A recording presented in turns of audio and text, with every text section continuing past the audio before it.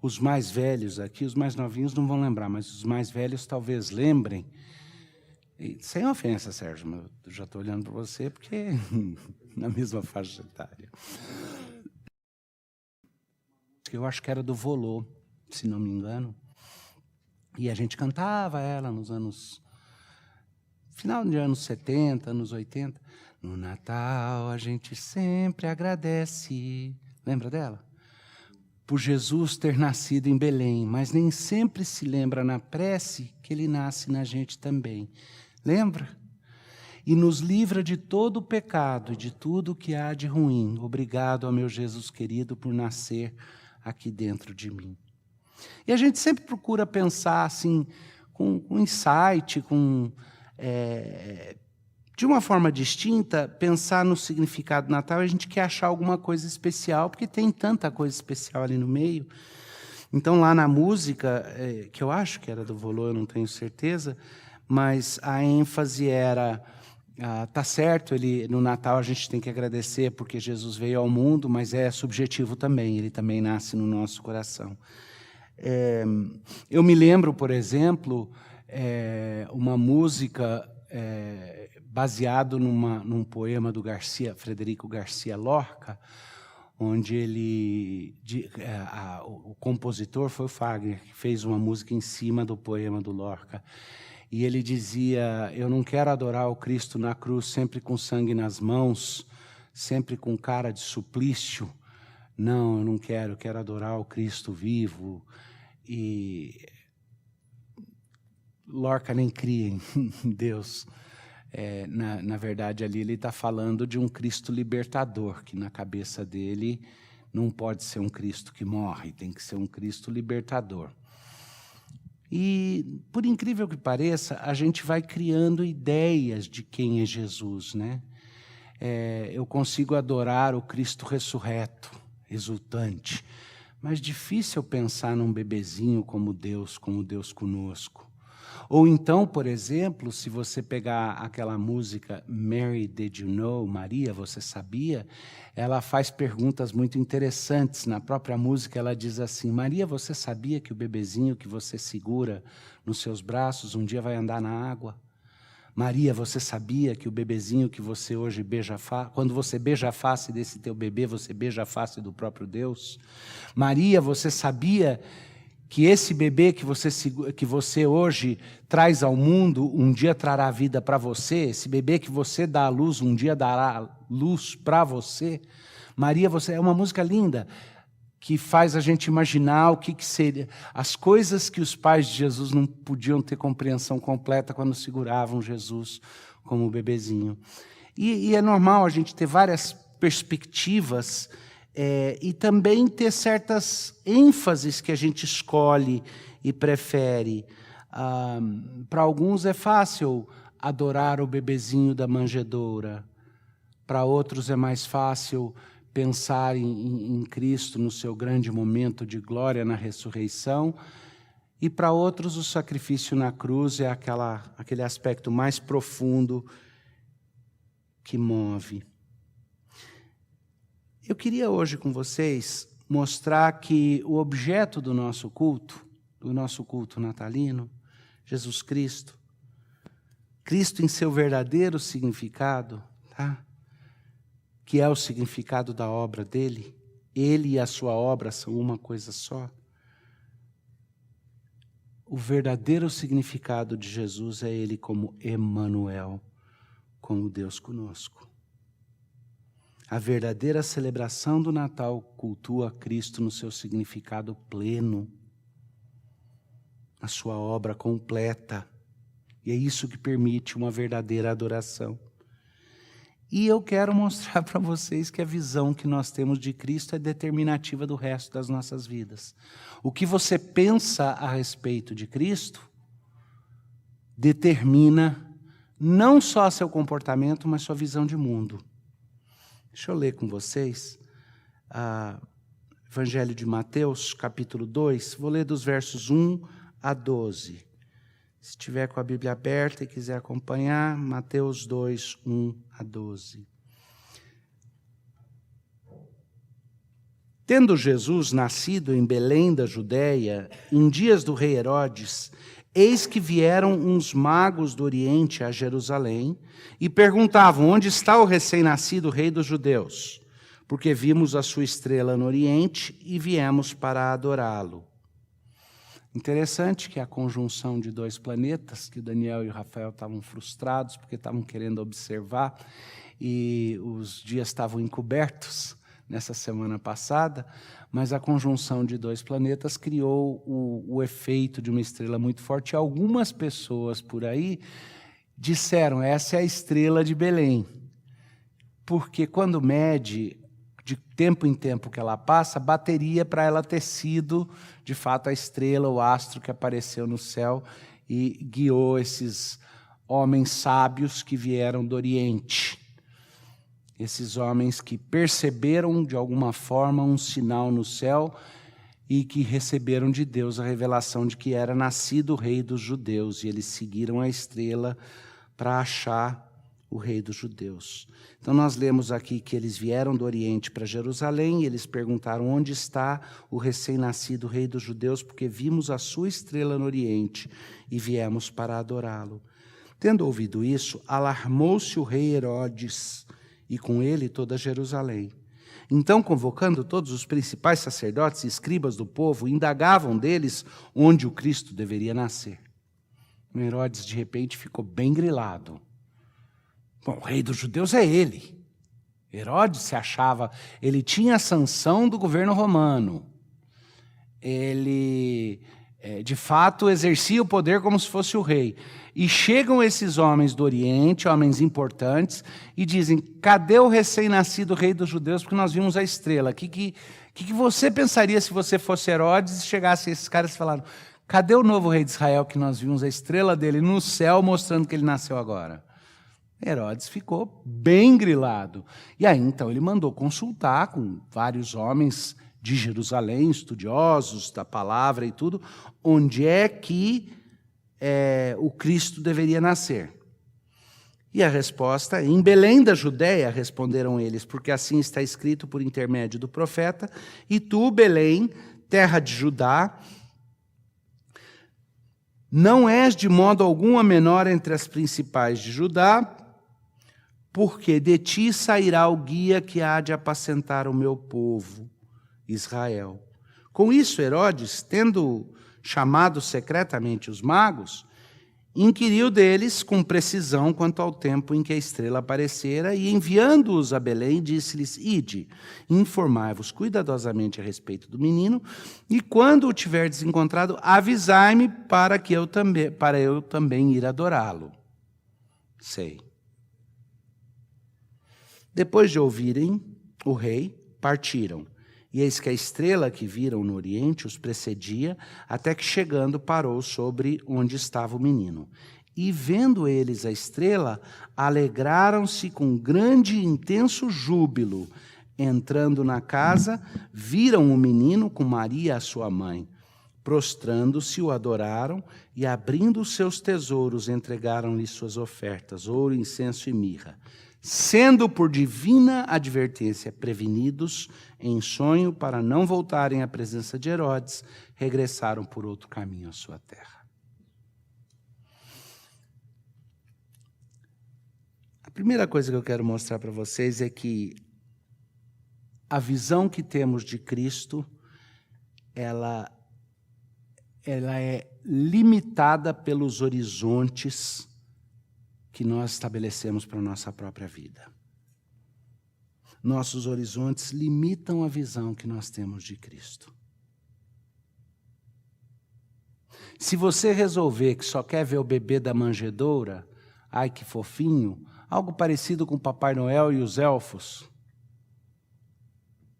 algo que nos lembra. Vamos olhar aqui no próprio texto. Qual era a visão que Herodes tinha do Messias, do Cristo?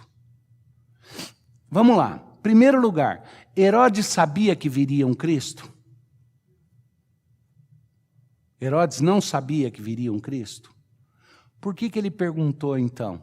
Quando os magos disseram, ora, é nascido o rei dos judeus, ele foi, chamou os estudiosos da palavra e disse, onde é que a profecia diz que virá o Cristo? Ele sabia. Herodes sabia que as profecias falavam de um Messias, de um Cristo. E quando os magos disseram para ele, nós vimos a estrela mostrando que o rei dos judeus nasceu, os magos não tinham a concepção messiânica dos judeus. O que eles tinham era a concepção de que eles viram um sinal no céu de que nasceu um rei. Mas Herodes fez a conexão imediatamente, dissimulou com eles e mandou chamar os experts para perguntar onde é que vai nascer o Cristo. E aí ele pediu para os magos, para esses sábios do Oriente, o termo mago aí é não no sentido de Harry Potter e da... Como que chamava lá a academia dele? Hogwarts, né? Não, é no sentido de homens que eram estudiosos e numa época em que ciência e algumas outras artes esotéricas ainda eram muito misturadas. Mas Herodes chama esses homens de novo e fala, vai e acha o menino, e aí me chama para adorá-lo também.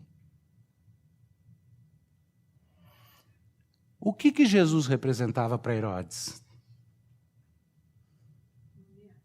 Uma ameaça. Uma ameaça, só isso. Jesus era um Messias prometido que, se acontecesse de vir de verdade, atrapalharia todos os planos e tiraria Herodes da sua posição de privilégio.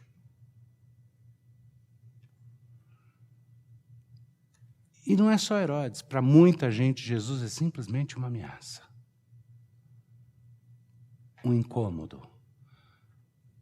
Alguém que muda e vira o mundo de cabeça para baixo, ou melhor, vira de cabeça para cima, um mundo que as pessoas gostam que fique de cabeça para baixo.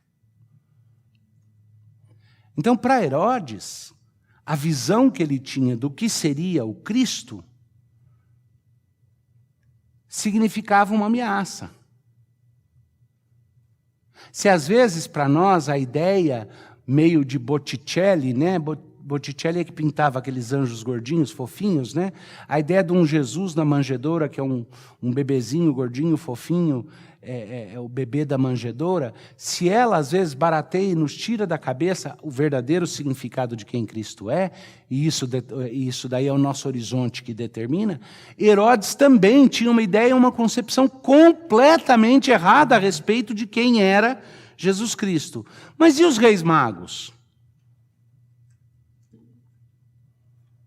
Eles tinham uma concepção um pouco mais acertada que a de Herodes, é nascido o rei dos judeus. Mas, ao mesmo tempo, não tão mais acertada que a dele, porque Herodes já ficou alarmado porque sabia que era o Cristo. Ele não gostava, então o horizonte dele estabelecia Jesus como uma ameaça, mas ao menos ele sabia que era o Cristo. Talvez para esses magos do Oriente, Jesus fosse meramente um rei comum para os judeus, ou um rei incomum, porque foi anunciado por uma estrela, ou talvez eles tivessem uma concepção um pouco maior, porque o que é que eles falam para Herodes que eles querem fazer com o bebê? Adorá-lo. Interessante, né? Agora, eu preguei para vocês muito recentemente a respeito da reação de uma outra pessoa. Quem foi? Alguém lembra? Simeão. O que Simeão falou quando viu o bebê? Meus olhos já viram a libertação de Israel, a salvação do povo de Deus. Dá para notar que cada um com um horizonte diferente vai conceber, vai ter uma visão distinta de quem é Cristo. Jesus uma vez perguntou para os discípulos algo. Eu acho que é legítimo eu trazer essa mesma pergunta que ele fez. Lembra quando Jesus virou para os discípulos e disse, quem o povo diz que eu sou? Lembra disso? E eles responderam dizendo, uns dizem que é João Batista que retornou, outros dizem que é um grande profeta, outros... Mas aí Jesus fez a seguinte pergunta, e quem você diz que eu sou? Quem vocês dizem que eu sou. E alguém lembra qual foi a resposta de Pedro? Tu és o Cristo, Filho de Deus. Eu não creio que isso é algo que pode ficar só no background da nossa cabeça, só no pano de fundo, só escondido. Eu creio que é crucial, especialmente em tempos como numa celebração de Natal, que a gente pergunte: o que é Cristo para mim? Quem é que eu estou celebrando? Qual o significado dessa celebração? E a resposta é bem simples. Quer na forma que Pedro respondeu, quer na forma da anunciação dos próprios anjos. Jesus é nada menos, nada mais do que Emanuel, Deus conosco. Deus presente, próximo de mim.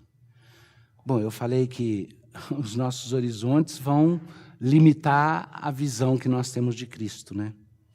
O problema é que a visão que nós temos de Cristo vai determinar uma série de coisas que são práticas na nossa vida. Então, estabeleça horizontes errados e a sua visão de Cristo vai ser errada.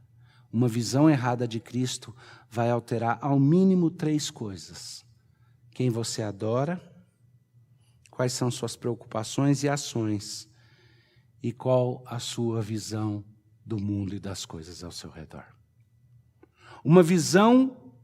A visão que nós tivermos a respeito de quem é Cristo vai determinar nosso culto. Então, os magos dizem: nós queremos achar o bebê para adorá-lo. Os estudiosos da palavra dizem: ele vai nascer em Belém. E se eles estão citando o texto que fala que virá de Belém a Efrata, eles sabem que aquele texto também fala que ele será Emanuel, Deus conosco. Então alguém, um judeu naquela época, que tivesse honestamente lendo o Velho Testamento, lendo Isaías, ele saberia que a promessa é: a virgem conceberá e dará à luz a um filho, e esse filho será Deus forte, Consolador, Príncipe da paz. Nosso culto sempre, a forma, aquilo que nós adoramos na nossa vida, vai ser determinado pela visão que nós temos de Cristo. Tem gente que usa uma pulseirinha com as seguintes letras. WWJD. Alguém já viu essas pulseirinhas? Não. WWJD são as iniciais de What would Jesus do? O que é que Jesus faria? E o pessoal usa essa pulseira como se fosse assim, é para me lembrar de todas as vezes, quando eu estiver numa situação, olhar e lembrar o que é que Jesus faria nessa situação. Tá? Mas é algo diferente aqui. A visão que nós temos de Cristo, ela vai determinar aquilo que nós cultuamos, porque se cremos que Jesus é Emanuel, Deus conosco, então qualquer culto falso, culto pagão, vai nos deixar de orelha em pé. Mas se não tivermos a perspectiva de que Jesus Cristo está vivo, está presente, e está presente próximo de nós, se tivermos essa perspectiva, vai ficar difícil abraçar qualquer tipo de culto pagão, cultuar aquilo que não pertence a Deus, adorar outras coisas mais do que a Deus, porque a consciência de Cristo como Deus conosco é o link que nos lembra que o culto é só a Ele, que a glória é só dele. Mas a visão que nós temos de Cristo também é determinante em termos das nossas preocupações e ações. Se Jesus está comigo, se eu tenho consciência de que Jesus é Deus comigo, presente, constante, do que realmente eu posso ter medo? Qual ansiedade que é verdadeiramente justificada? Ele não é como aquele companheiro infiel. Você conhece a história do Zorro e do Tonto, né? Conhece? O Zorro e o Tonto estavam cavalgando assim numa planície bem grande. Quem é que lembra quem é Zorro e Tonto? Só alguns, né? Só os mais... O Zorro e o Tonto estavam cavalgando numa planície e, de repente, apareceram um monte de apaches e cercaram os dois. E o Zorro virou e falou, ih, Tonto, agora estamos em sérias encrencas. E o Tonto virou e falou, nós, cara pálida.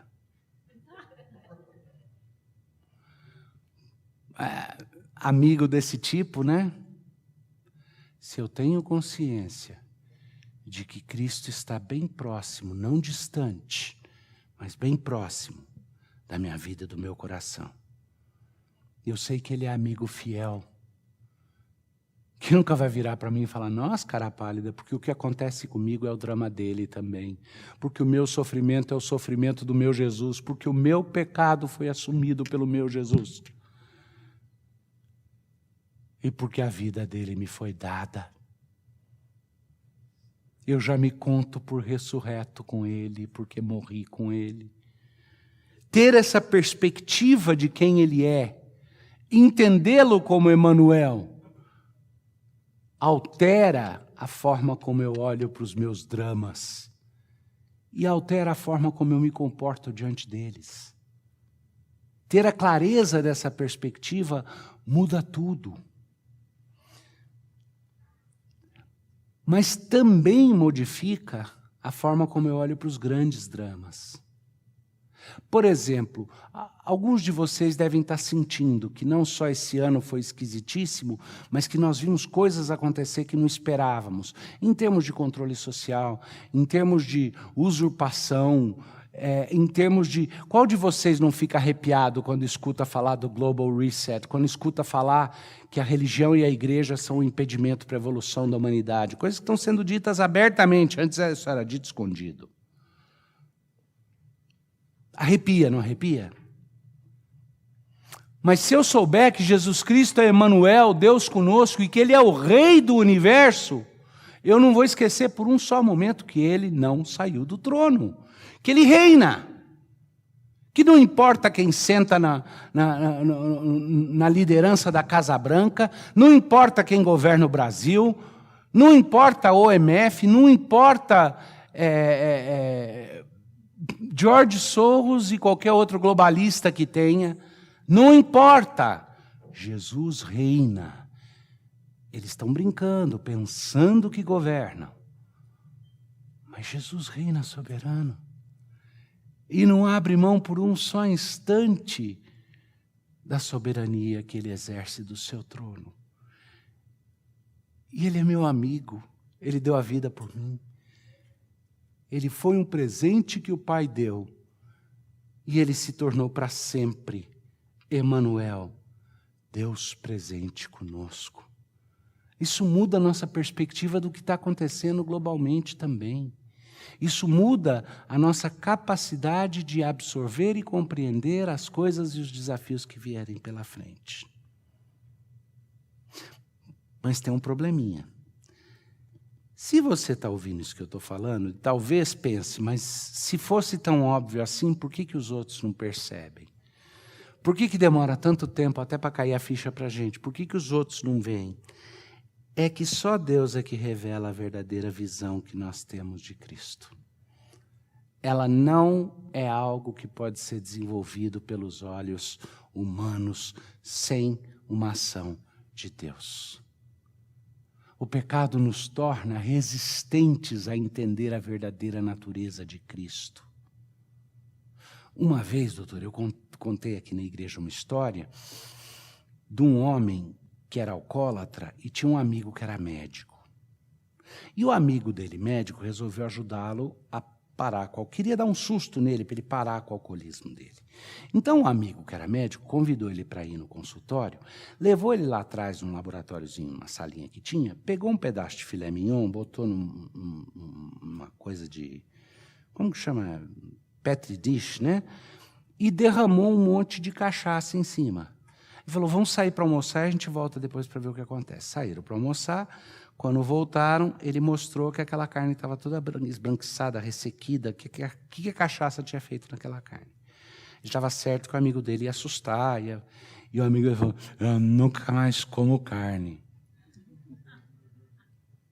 A gente entende tudo errado. É comum isso. A gente entende errado. Se Deus não nos mostrar quem é Jesus, a gente vai dar um jeito de colocar Jesus, de encaixar Jesus em alguma outra caixinha que nos seja conveniente.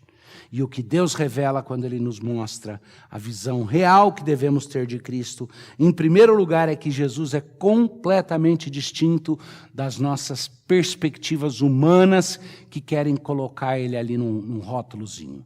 Jesus não é meramente líder político, Jesus não é um grande sábio, Jesus não é nem um revolucionário e nem um preenchedor das minhas necessidades. Os 4 que eu falei antes, a gente como crente geralmente resiste. Mas esse último até a gente cede. A gente olha para Jesus como se ele fosse o preenchedor das nossas necessidades. Ele não é nada disso. Todas essas coisas fazem parte das bênçãos que ele nos oferece. Mas ele é Deus conosco. Ele é a presença do Altíssimo, daquele Deus transcendente, totalmente o outro, totalmente poderoso, na sua manifestação imanente, próximo de nós. Isso significa que ele é para nós, de acordo com a palavra, profeta, rei e sacerdote. Ele é aquele que revela a vontade do coração de Deus, ele é aquele que governa soberanamente e ele é aquele que faz intercessão por nosso intermédio e que ofereceu o sacrifício perfeito. O correlato disso, do ponto de vista humano, quem que ele deveria ser para nós? Ele deveria ser aquele que é conhecido, amado, adorado, servido e proclamado.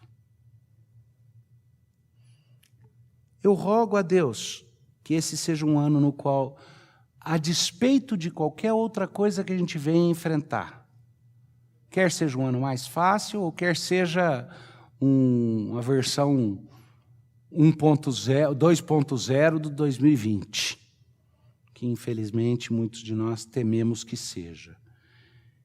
Eu quero que para vocês haja clareza